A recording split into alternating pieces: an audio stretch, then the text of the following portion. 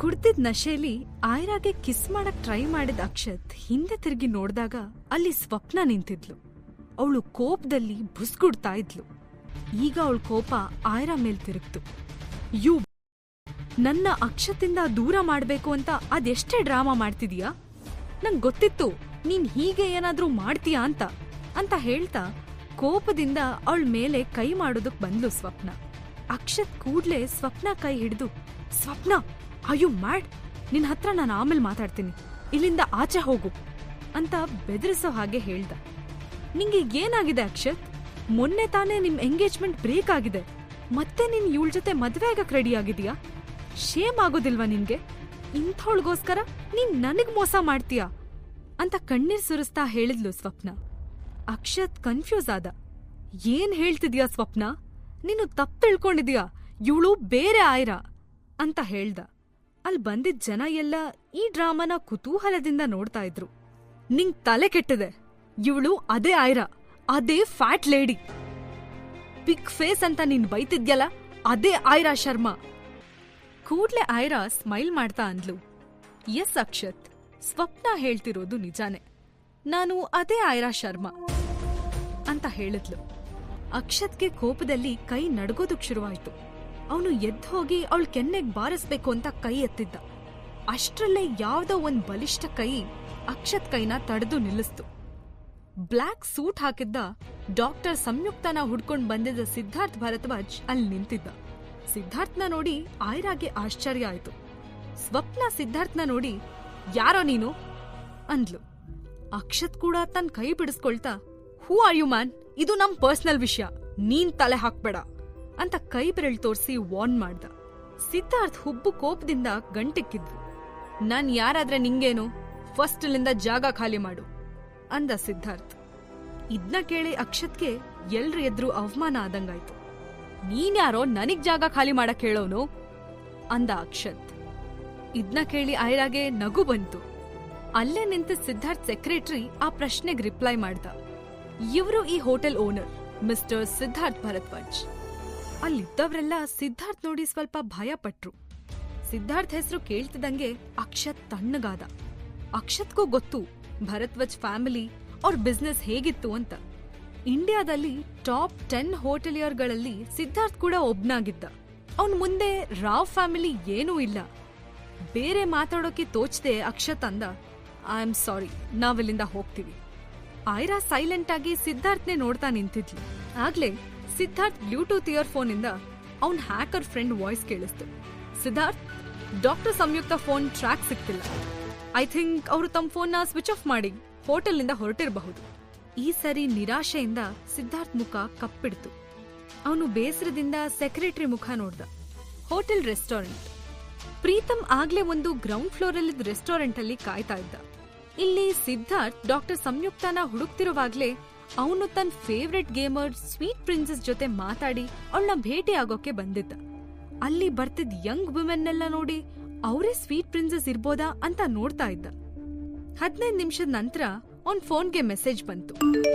Where are you Preetham ಅಂತ ಸಿಹಿ ಅವನಿಗೆ ಮೆಸೇಜ್ ಮಾಡಿದ್ಲು.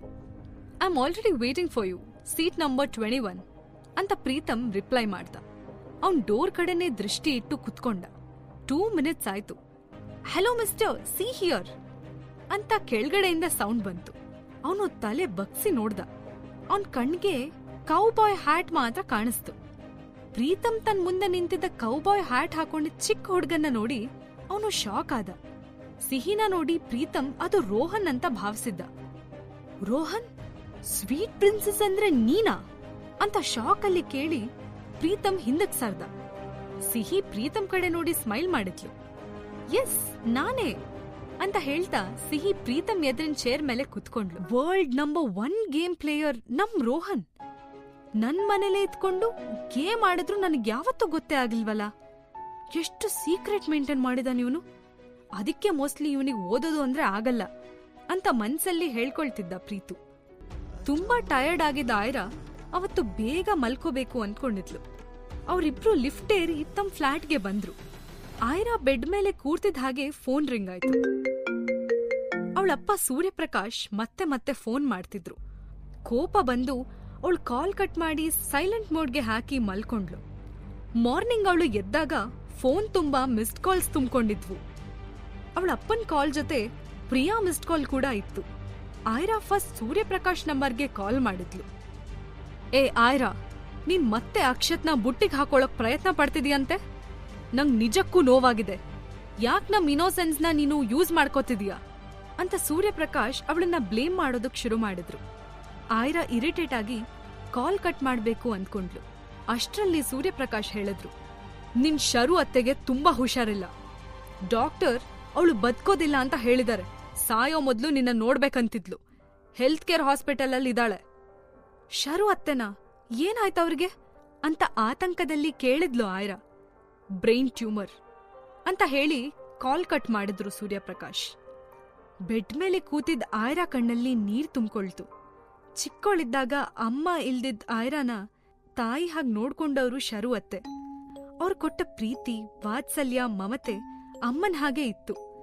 ಶರು ಅತ್ತೆಗೆ ಆಯ್ರಾ ತಾಯಿ ಇಲ್ಲ ತಬ್ಲಿ ಅಂತ ಅವಳ ಮೇಲೆ ಮೊದ್ಲಿಂದಾನೂ ತುಂಬಾ ಪ್ರೀತಿ ಇತ್ತು. ಆದ್ರೆ ಆಯ್ರಾ 15 ವರ್ಷದವಳಾಗೋವಾಗ್ಲೇ ಶರು ಅತ್ತೆ ಸೂರ್ಯಪ್ರಕಾಶ್ ಕುಟುಂಬದಿಂದ ಯಾವ್ದೋ ಕಾರಣಕ್ಕೆ ಬೇರೆಯಾಗಿದ್ರು. ಶರು ಅತ್ತೆನ ನೋಡ್ಬೇಕು ಅಂದ್ಕೊಂಡು ಬೇಗ ಬೇಗ ರೆಡಿಯಾದ್ಲು ಆಯ್ರಾ. ಗಡಿಬಿಡಿಲಿ ತಿಂಡಿ ತಿಂದು ಸಿಹಿಗೆ ಬಾಯ್ ಹೇಳಿ ಹೊರಟ್ಲು. ಅವಳು ಫ್ಲಾಟಿಂದ ಆಚೆ ಬರ್ತಿರೋವಾಗ್ಲೇ ಸಿದ್ಧಾರ್ಥ್ ಫ್ಲಾಟಿಂದ 2 ಹೆಣ್ಮಕ್ಳು ಆಚೆ ಬಂದು ಲಿಫ್ಟ್ ಕಡೆ ಹೋಗ್ತಿದ್ರು. ಅವ್ರಿಬ್ರು ಮಾತಾಡ್ತಿರೋದ್ನ ಕೇಳಿ ಆಯ್ರಾಗೆ ಸರ್ಪ್ರೈಸ್ ಆಯ್ತು. ಅವಳ ಕಿವಿ ನೆಟ್ಗಾದ್ವು. ನಾವ್ ಮಾಡ್ತಿರೋದು ತಪ್ಪು ಅನ್ನಿಸ್ತಿಲ್ವಾ? ಆ ಪುಟ್ಟ ಹುಡ್ಗ ರೋಹನ್ಗೆ ನಾವ್ ಅಷ್ಟೊಂದ್ ಹೊಡಿಬಾರ್ದಿತ್ತು. ಒಂದೊಂದ್ ಸರ್ತಿ ಅವನನ್ನ ನೋಡ್ದಾಗ ನನ್ ಮಗಂದೇ ನೆನ್ಪಾಗತ್ತೆ. ತುಂಬಾ ಪಾಪದ್ದದು ಅಂತ ಬೇಸರದಲ್ಲಿ ಒಂದ್ ಲೇಡಿ ಹೇಳಿದ್ಲು. ಮತ್ತೊಬ್ಳು ಲೇಡಿಗೆ ಅವಳ ಮಾತು ಹಿಡಿಸ್ಲಿಲ್ಲ. ಏನ್ ಹೇಳ್ತಿದ್ಯಾ ನೀನು? ನಿಂಗೇನಾದ್ರೂ ತಲೆ ಕೆಟ್ಟಿದ್ಯಾ? ನಮ್ಮನ್ನ ಕಳ್ಸಿರೋದ್ ಯಾರಂತ ಗೊತ್ತು ತಾನೆ? ಮೇಡಮ್ಗೆ ನಾವ್ ಸರಿಯಾಗಿ ಕೆಲ್ಸ ಮಾಡಿಲ್ಲ ಅಂತ ಗೊತ್ತಾದ್ರೆ ಪರಿಣಾಮ ಏನಾಗತ್ತೆ ಅಂತ ಗೊತ್ತಿದೆ ತಾನೆ ಅಂತ ಅಂದ್ಲು. ಆದ್ರೆ ನಾವು ಸಿದ್ಧಾರ್ಥ್ ಸರ್ ಮಗಂಗೆ ಟಾರ್ಚರ್ ಮಾಡ್ತಿದೀವಿ ಅಂತ ಗೊತ್ತಾದ್ರೆ ಅವ್ರು ನಮ್ಮನ್ನ ಸುಮ್ನೆ ಬಿಡಲ್ಲ. ನಂಗ್ ಭಯ ಆಗ್ತಿದೆ ಅಂತ ಫಸ್ಟ್ ಮಾತಾಡ್ದವಳು ರಿಪ್ಲೈ ಮಾಡಿದ್ಲು. ಸಾಕ್ ಸುಮ್ನಿರು. ಅದ್ ಹೇಗ್ ಗೊತ್ತಾಗುತ್ತೆ? ಆ ರೋಹನ್ ಸತ್ರು ಬಾಯ್ ಬಿಡಲ್ಲ. ನೋಡಿದ್ಯಲ್ಲ ನೀನು, ನಾನ್ ಎಷ್ಟು ಹೊಡೆದ್ರೂ ಕುಯ್ ಪುಯ್ ಅನ್ನಲ್ಲ. ಮೆಂಟಲಿ ಅವನಿಗೆ ಟಾರ್ಚರ್ ಮಾಡ್ಬೇಕು ಅಂತ ಮತ್ತೊಬ್ಳು ಹೇಳಿದ್ಲು. ಡಿಂಗ್ ಅಂತ ಸೌಂಡ್ ಮಾಡ್ತಾ ಲಿಫ್ಟ್ ಓಪನ್ ಆಯ್ತು. ಅವ್ರಿಬ್ರು ತಮ್ಮ ಹಿಂದೆ ಬರ್ತಿದ್ದ ಆಯ್ರಾನ ಗಮನಿಸೇ ಇರ್ಲಿಲ್ಲ. ಆಯ್ರಾಗೆ ಅವ್ರ ಕಣ್ಣಿಗ್ ಬೀಳೋಕ್ಕೂ ಇಷ್ಟ ಇರ್ಲಿಲ್ಲ. ಅವಳು ಅವರಿಬ್ರು ಬೇಗ ಬೇಗ ಲಿಫ್ಟ್ ಏರಿ ಕೆಳಗ್ ಹೋಗೋವರೆಗೂ ವೇಟ್ ಮಾಡ್ತಾ ನಿಂತ್ಲು. ಅಂದ್ರೆ ಇವ್ರು ಮಿಸ್ಟರ್ ಸಿದ್ಧಾರ್ಥ್ ಭರದ್ವಾಜ್ ಮಗನಿಗೆ ಟಾರ್ಚರ್ ಮಾಡ್ತಿದಾರ? ಚಿಕ್ಕ ಮಕ್ಳಿಗೆ ಹೀಗೆಲ್ಲ ಮಾಡೋಕೆ ಮನ್ಸಾದ್ರೂ ಹೇಗ್ ಬರುತ್ತೆ ಅಂತ ಆಯ್ರಾ ಮನ್ಸಲ್ಲೇ ಅಂದ್ಕೊಂಡ್ಲು. ಆಯ್ರಾ ಇದೇ ಯೋಚನೆನಲ್ಲಿ ಕೆಳಗ್ ಬಂದ್ಲು. ಹೋಟೆಲ್ ಲಾಬಿಲಿ ಬರ್ತಿರೋವಾಗ ದೂರದಲ್ಲಿ ಸಿದ್ಧಾರ್ಥ್ ಕಾಣಿಸ್ದ. ಆಯ್ರಾ ಮನ್ಸಲ್ಲಿ ಈಗಷ್ಟೇ ಕೇಳಿಸಿದ ಮಾತು ಮತ್ತೆ ಮತ್ತೆ ರಿವೈಂಡ್ ಆಗ್ತಿತ್ತು. ಈ ವಿಷಯನ ಅವ್ರಿಗೆ ಹೇಳ್ಬಿಡ್ಲಾ ಅಂತ ಅಂದ್ಕೊಂಡ್ಲು. ಮೊದ್ಲೇ ಸಿದ್ಧಾರ್ಥ್ಗೆ ನಾನು ಅಂದ್ರೆ ಆಗೋದಿಲ್ಲ, ನಾನ್ ಸುಮ್ನೆ ಇಲ್ಲಿಂದ ಹೋದ್ರೆ ಬೆಟರ್ ಅಂತ ಅಂದ್ಕೊಂಡು ಎಕ್ಸಿಟ್ ಡೋರ್ ಕಡೆ ನಡೆದ್ಲು. ಸಿದ್ಧಾರ್ಥ್ ಆಗ ತಾನೇ ಯಾವ್ದೋ ಇಂಪಾರ್ಟೆಂಟ್ ಮೀಟಿಂಗ್ ಮುಗಿಸ್ಕೊಂಡು ಕ್ಲೈಂಟ್ಸ್ ಜೊತೆ ಹೊರಗಡೆ ಹೊರಟಿದ್ದ. ಇದ್ದಕ್ಕಿದ್ದ ಹಾಗೆ ಆಯ್ರಾಗೆ ತನ್ ತಪ್ಪು ಮಾಡ್ತಿದ್ದೀನಿ ಅಂತ ಫೀಲ್ ಆಯ್ತು. ಅವಳು ಏನಾದ್ರೂ ಆಗ್ಲಿ ಹೇಳೇ ಬಿಡ್ತೀನಿ ಅಂದ್ಕೊಂಡು ಸಿದ್ಧಾರ್ಥ್ ಹಿಂದೆ ದೊಡ್ಡ ಹೆಜ್ಜೆ ಹಾಕಿ ಗಡಿಬಿಡಿಲಿ ನಡ್ಕೊಂಡು ಹೋದ್ಲು. ಸಿದ್ಧಾರ್ಥ್ ಸೆಕ್ರೆಟರಿ ಅವಳನ್ನ ಆಗ್ಲೇ ನೋಡಿದ್ದ. ಸಿದ್ಧಾರ್ಥ್ ಬಾಡಿಗಾರ್ಡ್ಸ್ ಆಯ್ರಾನ ಅಲ್ಲೇ ತಡೆದ್ರು. ಅವಳಿಗೆ ಅವನ್ ಹತ್ರ ಹೋಗೋಕೆ ಪರ್ಮಿಷನ್ ಕೊಡ್ಲಿಲ್ಲ. ಸೆಕ್ರೆಟರಿ ಅವಳನ್ನ ತಡೀತಾ, ಸಿದ್ಧಾರ್ಥ್ ಸರ್ ಬ್ಯುಸಿ ಇದಾರೆ, ನೀವ್ ಆಮೇಲೆ ಮಾತಾಡಬಹುದು ಅಂತ ಹೇಳ್ದ. ಎಷ್ಟೇ ಕೇಳ್ಕೊಂಡ್ರು ಅವರು ಸಿದ್ಧಾರ್ಥ್ ಹತ್ರ ಹೋಗೋಕೆ ಬಿಡ್ಲಿಲ್ಲ. ಈ ಹುಡ್ಗಿ ಏನಾದ್ರೂ ನೆಪ ಹೇಳ್ಕೊಂಡು ಬೇಕಂತ ತಮ್ಮ ಬಾಸ್ನ ಇಂಪ್ರೆಸ್ ಮಾಡೋಕೆ ಟ್ರೈ ಮಾಡ್ತಿದ್ದಾಳೆ ಅಂತ ಭಾವಿಸಿದ ಸೆಕ್ರೆಟರಿ, ಮೇಡಮ್ ನಿನ್ನೆ ಸರ್ ನಿಮ್ ಸೇವ್ ಮಾಡಿದರೆ ಅಂತ ಥ್ಯಾಂಕ್ಸ್ ಹೇಳ್ಬೇಕು ಅಂತ ಬಂದ್ರ? ಅದನ್ನ ನಾನೇ ಹೇಳ್ತೀನಿ, ನೀವ್ ಹೊರಡಿ ಅಂತ ಹೇಳ್ದ. ಅವಳಿಗೆ ಬ್ಯಾಡ್ ಫೀಲ್ ಆಯ್ತು. ಅವಳು ಸೆಕ್ರೆಟರಿನ ಸ್ವಲ್ಪ ಹಿಂದೆ ತಳ್ತಾ, hello mister Siddharth Bharadwaj, your son is in danger ಅಂತ ಜೋರಾಗಿ ಹಿಂದ್ಗಡೆಯಿಂದ ಕೂಗಿದ್ಲು ಆಯ್ರಾ. ಇದ್ನ ಕೇಳಿ ಸಿದ್ಧಾರ್ಥ್ ಸಡನ್ ಆಗಿ ಟರ್ನ್ ಆದ. ವಾಟ್ ಅಂತ ಕೇಳ್ದ. ಹಿ ನೀಡ್ಸ್ ಯೋರ್ ಹೆಲ್ಪ್, ನಿಮ್ ಮಗನ್ನ ಮರಿಬೇಡಿ ಅಂತ ಹೇಳಿ ಆಯ್ರಾ ಅಲ್ಲಿಂದ ಹೊರಗಡೆ ಹೋದ್ಲು. ಆಲ್ರೆಡಿ ಕ್ಯಾಬ್ ಬುಕ್ ಮಾಡ್ಕೊಂಡಿದ್ರಿಂದ ಅವಳು ಹಿಂತಿರುಗ್ ನೋಡ್ದೆ ಕ್ಯಾಬ್ ಹತ್ಕೊಂಡ್ಲು. ಸಿದ್ಧಾರ್ಥ್ ಶಾಕ್ ಇಂದ ಹಾಗೇ ನಿಂತಿದ್ದ. ಜೀವನದ ನಿಗೂಢವಾದ ಕಥೆಯನ್ನ ತಿಳ್ಕೋಬೇಕಂದ್ರೆ ಈಗಲೇ ಡೌನ್ಲೋಡ್ ಮಾಡಿ ಪಾಕೆಟ್ ಎಫ್ಎಂ ಮತ್ತು ಕೇಳಿ ಐರಾ.